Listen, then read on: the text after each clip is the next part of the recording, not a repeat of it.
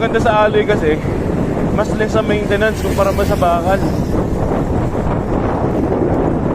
Tapos itong aking hydraulic brakes, uy, 2 years na, mahigit. Actually, di pa nga ako nagpapableed eh, pero okay siya.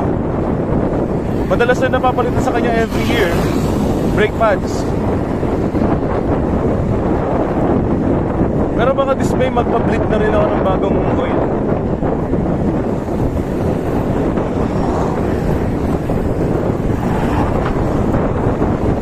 Ang laki ng advantage ng naka-hydraulic brakes. Bakit?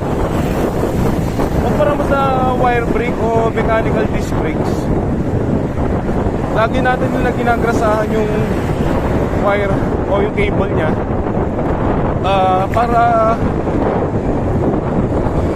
para smooth ang paghila ng brake lever.